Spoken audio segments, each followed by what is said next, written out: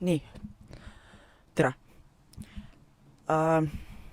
Me räägime teile täna, kuidas, miks ja milleks kasutatakse loodusvarasi energiaallikatena. Ja kuna see video peab õudselt lühike olema, siis me peame kiiresti seda tegema.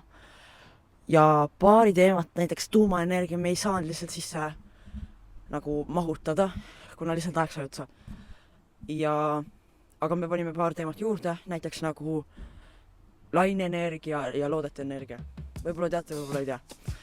Ja jah, aitäh teile. Loodan, et meeldib.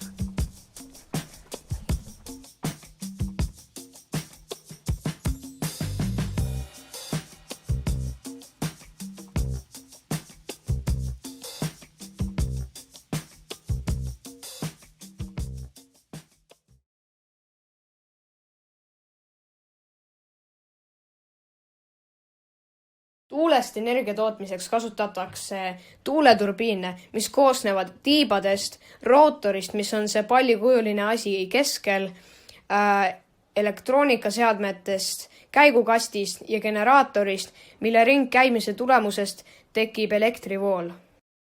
Aga tuul ei ole ju alati sama kiirusega, seepärast tuleb seda kasutada koos teiste energiaallikatega või salvestada energiat akupankadesse või hoidlatesse.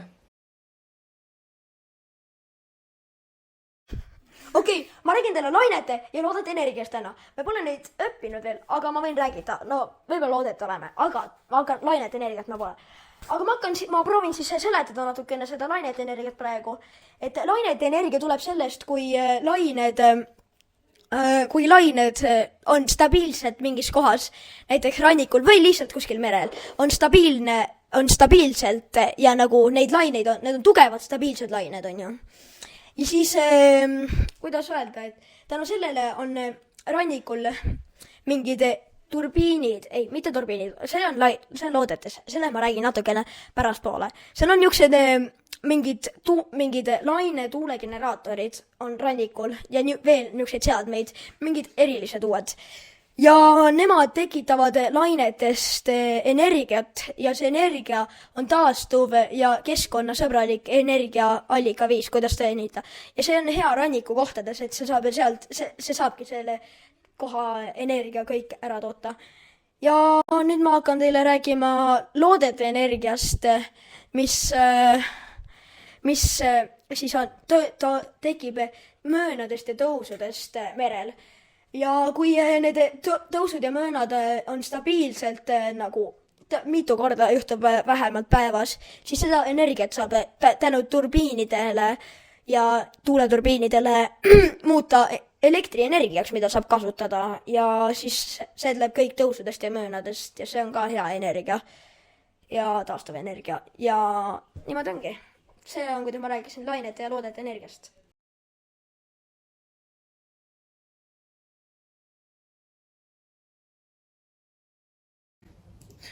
Hüdroenergia on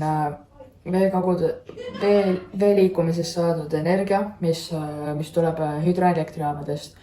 Hüdroelektrijaamadest tuleb see energia turbiinide keerlemisega sellest, et vesi voolab vastu turbiine ja need käivitavad generaatorid, mis tekitavad energiat. See on ka taastuvenergia, sest vee liikumine toimub pidevalt ümber kogu maailma gravitatsiooni pärast. Geotermaalenergia on maa sisemusest pärit energia, mida saab kasutada kuuma vee või auruna. Maa sisemusse puurides saame lähedale sellele kuumusele ja soojusele, et saada elektrit ja soojusenergiat. See on taastuvenergia, mis on loodussõbralik.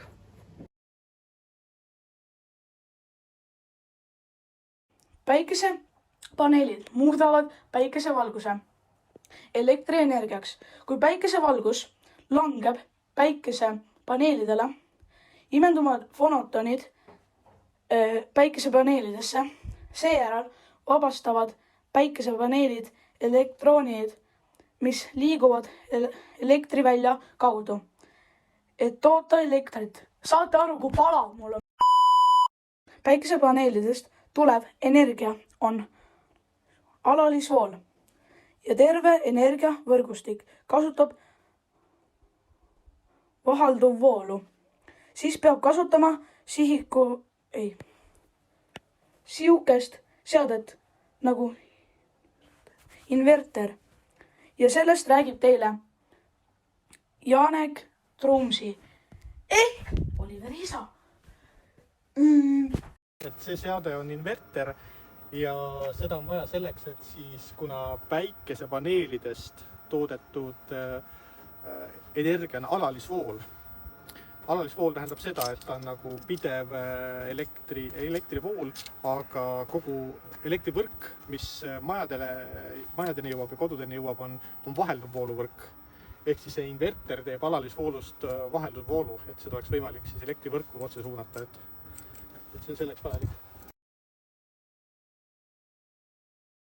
Soojuselektrijaam ehk SEJ toodab elektrit kasutades kütuse põletamist. Selleks tavaliselt kasutatakse fossiilkütuseid nagu kivisüsi, maagaas või nafta. Kütuse põletamise teel läheb vesi aurama ja veeaur paneb turbiini pööle, mis paneb tööle elektrigeneraatori, mis toodab elektrit. Soojuselektrijaams fossiilkütuste kasutamine tekitab palju CO2 ja muid kasvuhoonegaase. See võib tekitada kliimamuutust.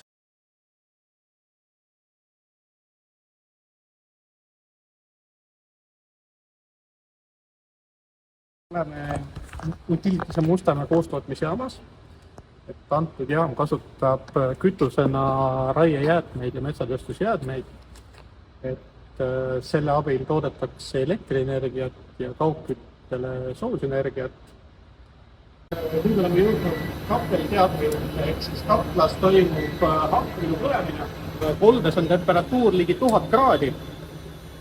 Ehk siis 1000 kraadine suitsugaas annab temperatuuri edasi katluse ringlevale veele, mis siis aurustub ja umbes 500 kraadi juures läheb edasi turbiini. Siin on näha, see on lihtsalt siin hüdroõlisõlm, siin on turbiin, läheb aur läbi käigukast, generaator ja siit läheb juba elekter välja. Et aur ja soojus muutub elektriks ja see ülejäänud aur, mis on oma temperatuuri ära andnud, läheb kondensaatorisse.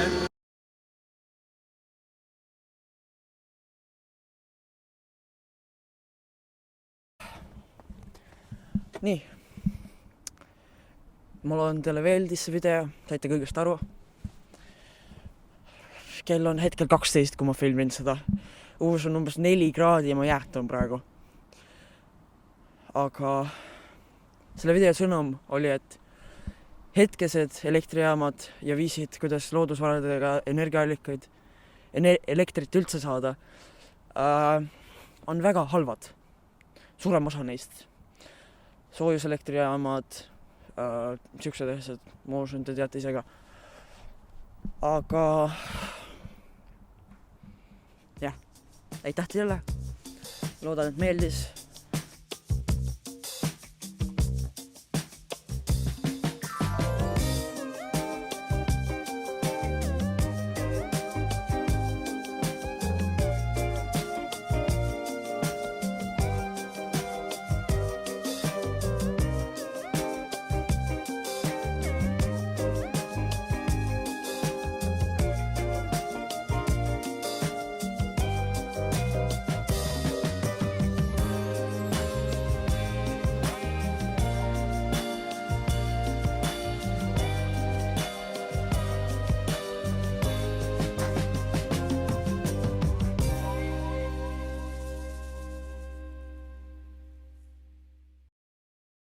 Selle paneme sinna, et ma saan 2. Palun pane see sinna. Nii, oota. Õpetaja. Ma lugesin maha. Ma saan 2. Ma tean seda. Pane see sinna, sa pead panema. Vabandage, härra, kas te teadsite, et tavaliselt tuumajaamad ei erita peaaegu üldse kiirgust, aga näiteks põlevkivi põletamisjaamad eritavad peaaegu 3 korda rohkem kiirgust kui tavalised tuumajaamad. Okei, ma ei teadnud. See oli väga hea fakt. Aga nüüd me räägime teile, kus, miks ja millal Pane kinni. Nüüd me räägime teile, kus, miks ja milleks kasutatakse loodusvarasid energiaallikatena. Alla 5 minutiga.